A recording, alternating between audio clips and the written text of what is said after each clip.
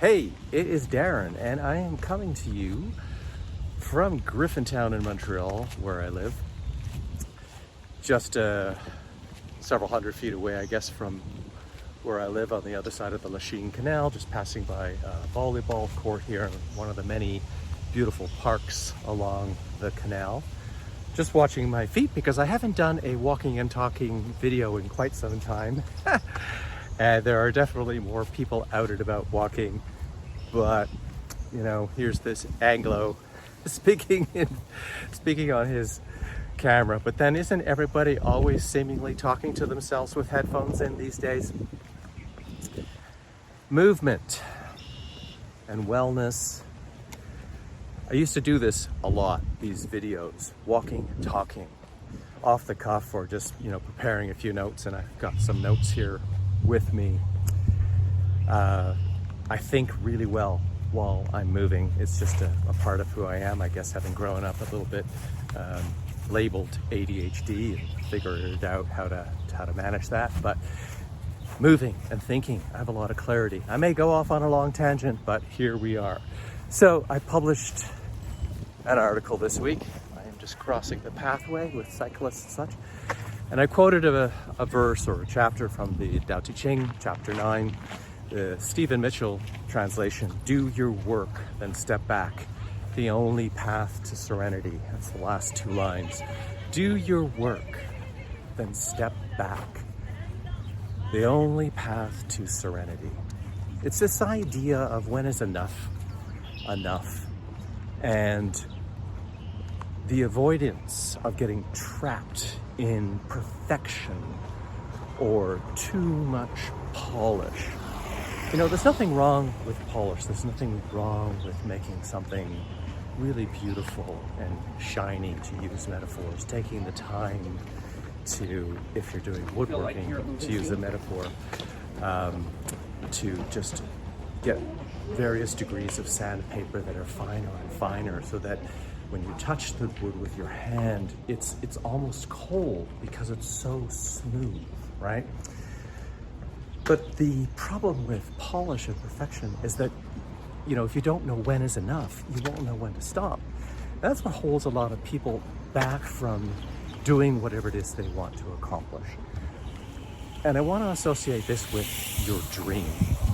Now, your dream could be your big goal, the big difference you want to make in the world, but it can also accomplish or relate to all of that which you want to enjoy and experience in your life. But if you're like me and you're following me, then you're most likely a leader who is queer and is concerned to lead with integrity, conviction, and to be a change maker for the betterment of humanity, to try and fix things, not to enforce fixing, but to help others recognize that maybe the way in which they're leading themselves in their life is harming not only themselves, but far too many others. And finding that common ground so that we can build those bridges towards a more accepting and understanding and loving humanity, right? So don't mind me, just crossing the way again. So dream for me is one of my philosophical coaching principles that I work with my clients about. And it's an acronym. DREAM stands for desire, render, emotion, alignment, and method. And I may go, well, you know what, I'm going to tell you what all those things are anyway, and I do have it written down. So your desire, what do you really want? And why is that so important? Why is that so necessary and meaningful to you? Render means, are you bringing your dream to life in a way that's natural for you? Natural, easy, efficient, and effective, okay? So you're not forcing yourself to do it. You almost wake up and think, this is work I love to do. If I could keep doing this for the rest of my life, it wouldn't feel like work. That's what render means in this sense. And emotion, are you emotionally empowered or drained? That's the thing. Often we wake up and we're like, fucking hell, I don't want to do this shit anymore. That's no longer a dream of yours? Or You have too much other bullshit happening in your life. And by bullshit, I mean things that you're ignoring, you're not taking care of, alleviating, delegating, getting rid of, or realizing that you're doing too much of. Going back to this idea of when is enough enough. Alignment. This is key. Are your systems, your schedule, and your energy working with you or against you? Oftentimes people follow this stupid bullshit of you got to get up at 4 or 5 a.m. and have a morning routine to do all these things. What happens if you're a night owl? So many night owls are completely the opposite of morning people. I'm a morning person. I'm most creative in the morning. What I love about mornings and being creative in the mornings is if I don't open my iPad, if I don't read the news, I'm not distracted by all of that garbage. And I'm not saying what's happening in the world is garbage, but what I mean is it's garbage in my brain. It's trash in my brain that's taking me out of the moment of creating something really important and meaningful and useful for others to grasp, to help them make a meaningful difference in their own lives and in the lives of others. So when I seize on that without other distractions, when I'm in that morning state of mind, I forget what state of mind that's called, like there's alpha state and these different types of states, but that's the most creative for me. But I just had a conversation when I was in Toronto last week with the waiter serving us.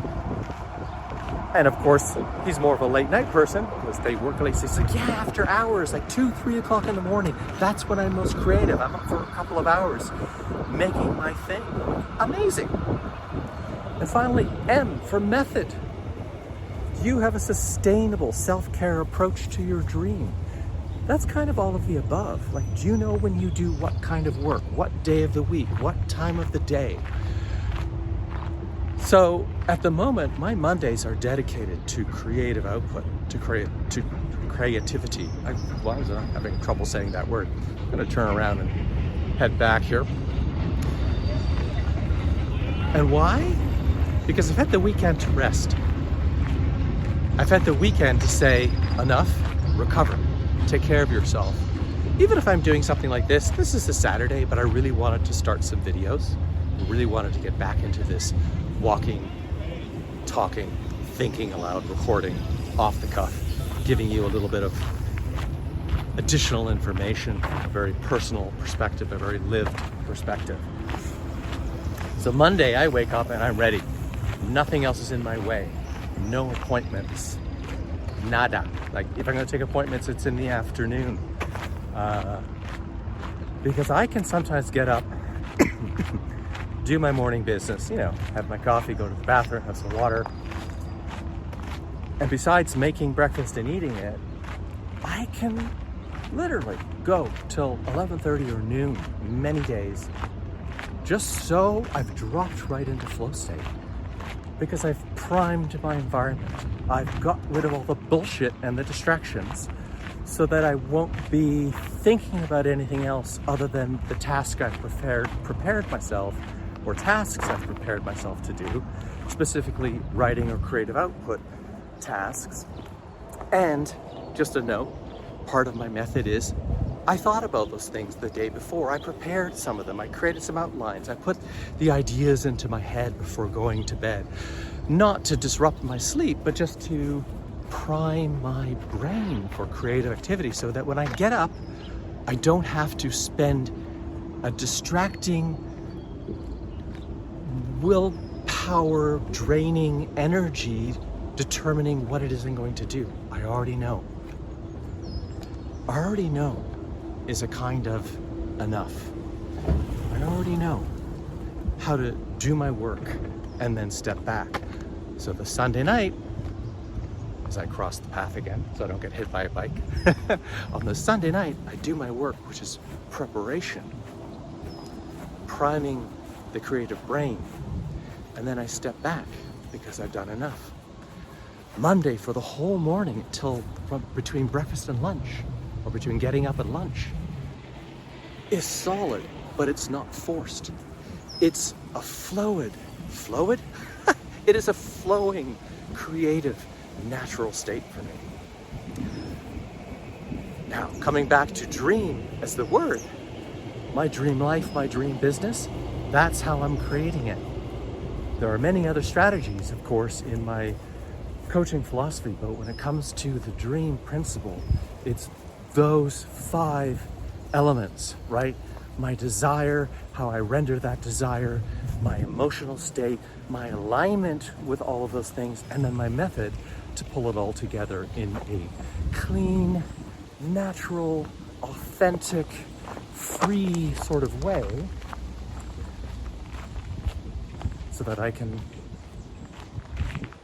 show up, create, communicate, engage, interact, and hopefully inspire other leaders like yourself to use your wisdom and your skills and your guidance to lead and inspire others.